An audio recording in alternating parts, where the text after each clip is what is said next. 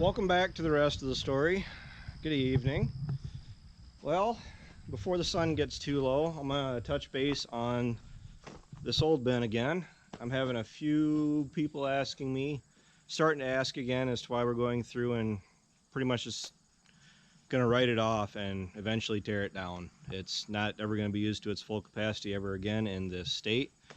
And I just wanted anybody that's still curious about it, or maybe we got some new subscribers that are wondering what's going on. Last fall, this bin started to collapse on us. Ryan set his camera up out in the field behind me here. We just got done filling it a couple days prior, and I got called at 6 o'clock in the morning when Dad showed up and said the bin is collapsing. And it's pretty obvious. You can see through here as to what was happening. The bin was falling over towards this field. If it actually would have fallen over and collapsed, it would have fallen over top of both these tanks, and it was a really big concern that it would have gone right on over and in some way, shape, or form done some damage to the other 20,000 bushel bin. So we did, and this is a running joke for anybody that doesn't know my sense of humor, we did put duct tape on it. That was basically just as a running joke. We did have, you can see the 2x4s over there. We were going to set those up here, and those were supposed to help support the bin.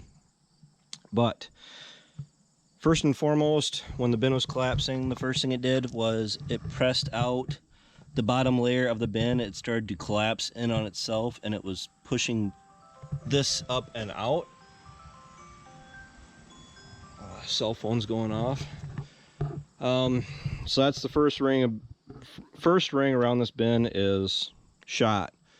Second ring, dented in, damaged on the way all the way around. At least for half the bin, we're just going to go ahead and say right now it's shot, because it is all the way up through here, where this ring is collapsed in on itself. It's starting to fall over. You can also see on the bottom ring all the way around up and through here that it was kind of forcing itself upwards. You can see where it was peeling the tar up. This bin is over 40 years old. Yes, it has served a long, purposeful life.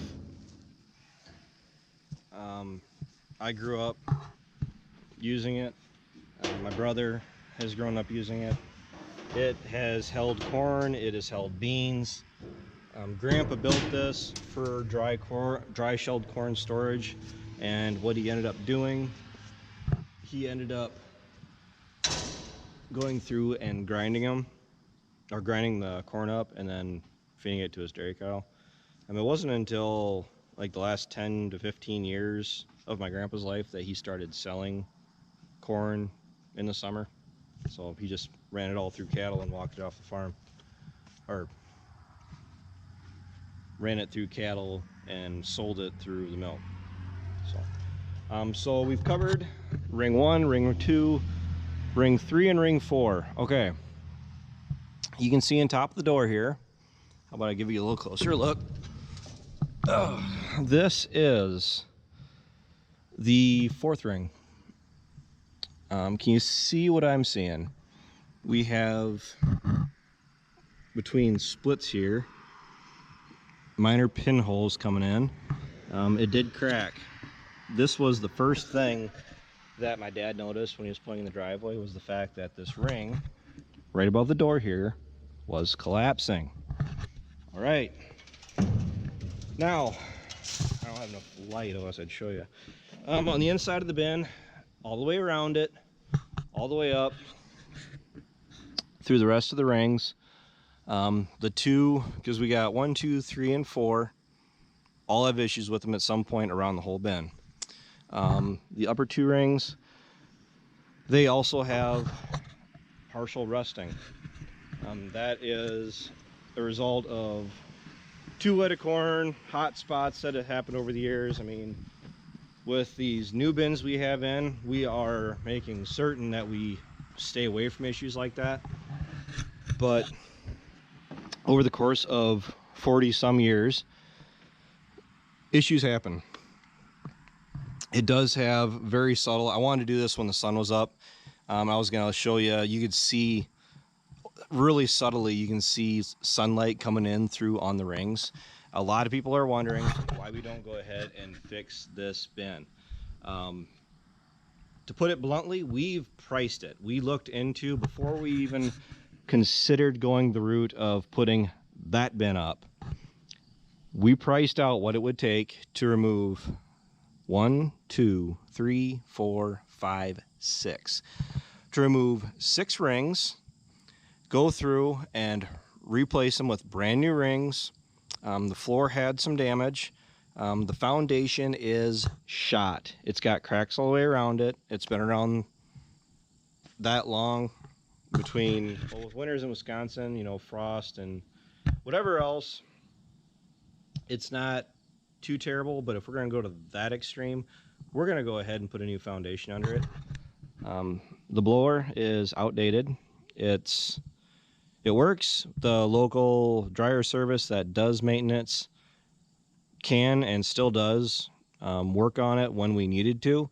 The problem is that every time they open it up, they say that we have about one of the older style blowers that they work on. So I mean, that is a little bit of a concern. So looking at this bin, you would be going through all the bolts. You'd be torching off. They, you know, that old, they're not going to just back out with an impact. I mean, they're pretty solid. So you have to go through, torch all the bolts off, lower down all of the bad rings. Maybe the roof and the top ring would last another decade, maybe 2. But the problem is, the guy that looked at it, he did say that the roof is starting to show its age, and we would be starting to look at having potential issues with all the bolts and everything starting to leak, just between the rubber getting old with all those gaskets on it.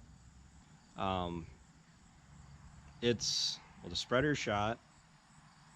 The stirrator, there's no way we'd put another stirrator in it. It really is. It would cost more, or the equivalent to replace this bin just to have the roof and that top roll of rings.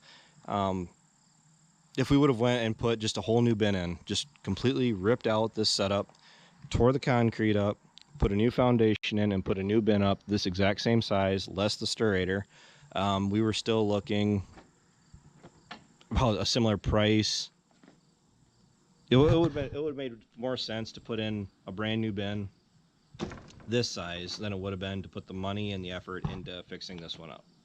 That's why we are not going through and we're not putting another brand new bin up like this, because we are expanding in the size we are.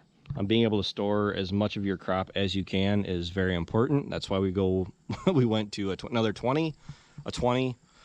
This bin right here is going to be used. It is not going to be just mothballed. It is going to store some soybeans. I pretty well had the foresight earlier this spring that I sold a lot of profitable grain for my parents. So any of the grain that we haven't quite sold, that we have to market yet, 3,000 bushels, this bin will hold it. Shut the spreader off, drop it down right in the center of the bin, keep it. I think we could probably get away with letting it come up maybe half a ring, because you can see the floor is about the center of that bottom ring. So if we let it get up about the middle of the second ring, I'd be pretty comfortable with that yet, and that would be probably 2,000 bushels. I mean, if prices weren't where they were at, it wouldn't probably be an issue, but we haven't stored beans in the farm in 2 years now, so it just is what it is. Brittany would get out of the way. She's just waiting for me to go home. Overall, guys, I'll make another video on it again just to get the point across. it just does not justify, it doesn't pencil out to go through and fix up this bin. People are wondering why we wouldn't go ahead and put some 2x4s or some flat steel on the inside and the outside of the bin and squish it back upright. Well, even if we did do that, or you could do that, and it did straighten it out, you're not going to get to the same amount of durability that you would have with a brand new bin, or with sheets that have not already been kinked. I mean, this, you see where it's completely curled over. That is going to be a weak point for the rest of the life of this bin. And I wouldn't even be interested in the idea of trying to straighten these rings out. As far as these sheets go, the only option would really be to put new rings in. But the problem is, if you go through all the work of fixing it up and then just to have something else fall apart on the part of the bin that you didn't replace, that would be beyond aggravating. So it is what it is. Some people seem a little upset because we're not gonna put the work into it or the money into it. I don't think we're gonna get our money back out of it at that point. We might as well just put it in a new bin, because that's exactly what I could see happening. Tearing this out and putting another bin in, same size, no stirrator, no heating unit on the blower, just a fan for blowing air through it, and then using it for a soybean bin.